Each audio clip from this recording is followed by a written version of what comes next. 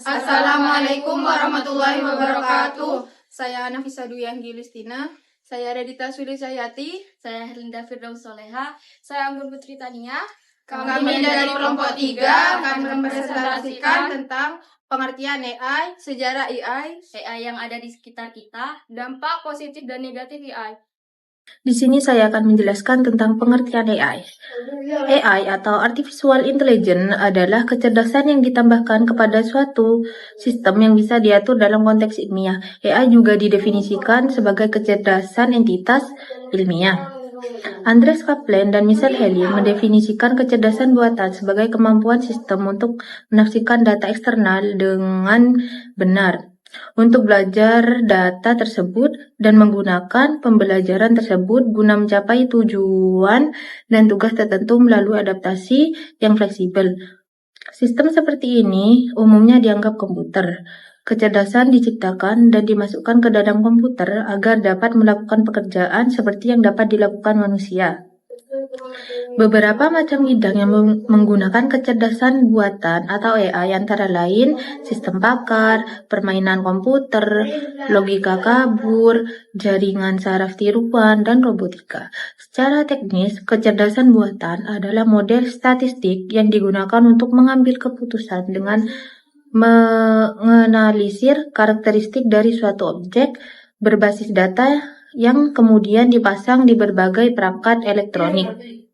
Secara garis besar, AI terbagi ke dalam dua paham, yaitu AI konversional dan kecerdasan komputasional. Yang pertama yaitu AI konversional. AI konversional kebanyakan melibatkan metode-metode yang sekarang diklasifikasikan sebagai pembelajaran mesin, yang ditandai dengan formalisme dan analisis statistik. Dikenal juga sebagai AI simbolis, AI logis, AI murni, dan AI cara lama. Metode-metodenya meliputi yang pertama sistem pakar, yang kedua pertimbangan berdasar kasus, yang ketiga jaringan Bayesian, yang keempat AI berdasarkan tingkah laku. Paham yang kedua yaitu kecerdasan komputasional. Kecerdasan komputasional melibatkan pengembangan atau pembelajaran iteratif, misalnya penalaan parameter seperti dalam sistem koneksionis. Pembelajaran ini berdasarkan pada data empiris dan diasosiasikan dengan AI non-simbiosis, AI yang tak teratur, dan perhitungan lunak. Metode-metode pokoknya meliputi 1. Jaringan saraf. Jaringan saraf yaitu sistem dengan kemampuan pengenalan pola yang sangat kuat. Yang kedua, logika kabur. Logika kabur yaitu teknik-teknik untuk pertimbangan di bawah ketidakpastian. Logika kabur telah digunakan secara meluas dalam industri modern dan sistem kendali produk konsumen. Yang ketiga yaitu komputasi evolusioner. Komputasi evolusioner yaitu penerapan konsep-konsep yang terinspirasi secara biologis seperti populasi, mutasi, dan sintasan yang paling layak untuk menghasilkan pemecahan masalah yang baik. Saya akan menjelaskan sejarah AI. Pada tahun 1956, konversi Dartmouth menandai kelahiran AI sebagai dipilih akademis. Para ilmuwan berkumpul dengan optimisme tinggi, percaya bahwa mereka bisa menciptakan mesin cerdas dalam beberapa dekade. Namun realitanya lebih rumit dari yang dibayangkan. Sistem ahli dan jaringan syaraf tiruan. Era ini menyaksikan munculnya sistem ahli, program yang bisa meniru kemampuan pengambilan keputusan manusia dan dalam domain tertentu. Selain itu, konsep jaringan syaraf tiruan mulai diperkenalkan, mencoba meniru cara kerja otak manusia dengan menghubungkan unit-unit sederhana yang menyerupai neuron. Harapan besar yang menyimpan sejarah AI di awal mulai meredup ketika kemajuan yang dijanjikan tidak terwujud. Pendanaan menurun dan para peneliti mulai meninggalkan bidang ini. Musim dingin AI adalah periode stagnasi yang membuat banyak orang skeptis terhadap masa depan AI. Namun beberapa ilmuwan terus bekerja di balik layar mengembangkan algoritma yang lebih canggih dan perangkat keras yang lebih kuat. Penemuan baru dalam mesin pembelajaran dan peningkatan kapasitas komputasi mulai menyalakan kembali harapan akan AI. Pada tahun 1997, komputer Deep Blue milik 1 IBM mengalahkan juara catur dunia Garry Kasparov. Kemenangan ini menandai momen penting dalam sejarah AI, menunjukkan bahwa mesin bisa mengalahkan manusia dalam permainan strategi yang kompleks. Masuknya era internet dan ketersediaan data yang besar memberikan dorongan besar bagi pengembangan AI. Algoritma pembelajaran mesin yang lebih canggih memungkinkan komputer untuk belajar dari data dengan cara yang belum pernah terbayangkan sebelumnya. Peningkatan ini membawa AI ke dalam berbagai aspek kehidupan, mulai dari pencarian web hingga pengenalan wajah. Teknik deep learning menjadi tulang punggung kemajuan AI modern. Dengan jaringan syaraf tiruan yang lebih dalam dan kompleks, AI ini mampu melakukan tugas-tugas seperti pengenalan gambar, menerjemahkan bahasa alami, dan bahkan mengemudikan mobil tanpa pengemudi. Kini, AI hadir di mana-mana, dari sistem virtual seperti Siri dan Alexa hingga algoritma rekomendasi di platform streaming. AI telah menjadi bagian internal dari kehidupan sehari-hari kita. Kemajuan dalam sejarah AI tidak hanya mengubah cara kita berinteraksi dengan teknologi, tetapi juga membuka pintu bagi inovasi di berbagai sektor industri. Masa depan sejarah AI dipenuhi dengan potensi dan tantangan. Penelitian ini saat ini fokus pada pengembangan AI yang lebih etis dan dapat dipercaya. Tujuannya adalah menciptakan mesin yang tidak hanya cerdas tapi juga mampu memahami dan menghormati nilai-nilai manusia. Dengan ketentuan besar datang tanggung jawab besar. Isu-isu etis seperti bias dalam algoritma, privasi data, dan dampak AI pada lapangan kerja menjadi perhatian utama.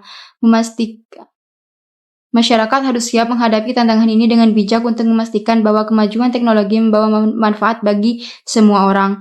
Visi futuristik tentang sejarah AI juga melibatkan integrasi yang lebih dalam antara manusia dan mesin. Teknologi seperti Brain Computer Interface (BCI) menjanjikan kemungkinan untuk meningkatkan kemampuan manusia dengan cara yang sebelumnya hanya ada dalam fiksi ilmiah. Kesimpulannya, sejarah AI adalah perjalanan panjang yang penuh dengan lika-liku dari mimpi awal hingga realitas modern. AI telah mengalami revolusi yang luar biasa.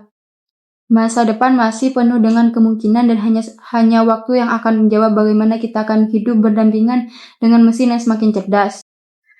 Saya akan membahas sesuatu yang sebenarnya sudah sangat dekat dengan kehidupan kita, yaitu AI atau kecerdasan buatan.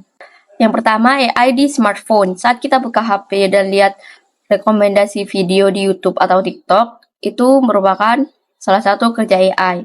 AI belajar dari apa yang kita suka tonton, lalu kasih saran yang bikin kita terus scrolling. Yang kedua adalah asisten digital. Contohnya kayak Google Assistant, Siri, Alexa, itu semua contoh AI. Mereka ngerti perintah suara, bisa ngatur jadwal, bahkan ngasih jokes. Mereka belajar dari interaksi kita supaya makin pintar. Yang ketiga adalah AI transportasi. Aplikasi ojek online juga pakai AI, mulai dari mencocokkan driver terdekat, memerintahkan waktu tempuh, sampai menentukan tarif. Semua itu dibantu oleh AI. Yang keempat, AI di media sosial. Instagram, TikTok, bahkan Twitter pakai AI untuk menyampaikan konten yang paling menarik buat kita. Itu sebabnya kadang kita bisa kejebak scrolling berjam-jam.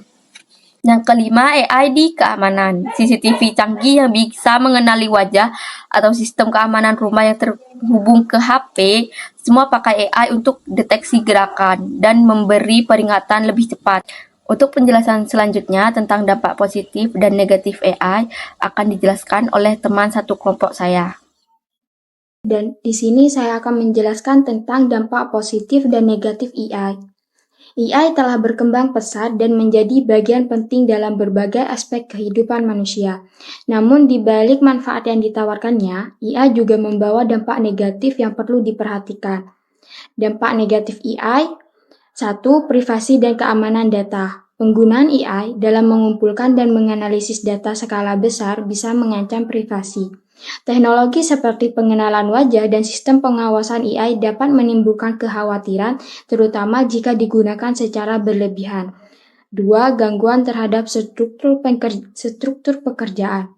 Otomatisasi oleh AI berpotensi menggantikan pekerjaan manusia, khususnya di sektor yang mudah diotomatisasi. Hal ini bisa menyebabkan pengurangan tenaga kerja, terutama untuk pekerjaan yang berulang. 3. Ketergantungan berlebihan pada AI. Mengandalkan AI dalam pengambilan keputusan dapat membuat manusia jadi kurang berpikir kritis dan mandiri. Ini bisa mengurangi keterlibatan manusia dalam proses penting pengambilan keputusan. Dampak positif AI. 1. Meningkatkan produktivitas. AI bekerja sangat cepat dalam mengolah dan menganalisis data yang dapat mempercepat produktivitas terutama di dunia bisnis dan industri. 2. Asisten pribadi dan teknologi bahasa alami. AI seperti Siri, Google Assistant, dan Alexa memudahkan kegiatan sehari-hari. Teknologi bahasa alami memungkinkan manusia berinteraksi lebih nyaman dan efisien dengan perangkat. 3. Transportasi dan kendaraan cerdas. AI mendukung pengembangan kendaraan otonom atau tanpa sopir dan sistem transportasi yang lebih pintar. AI juga mengoptimalkan rute perjalanan dan mengurangi kemacetan untuk menciptakan transportasi yang lebih efektif. Sekian presentasi dari kelompok kami, kurang lebihnya kami mohon maaf. Wassalamualaikum warahmatullahi wabarakatuh.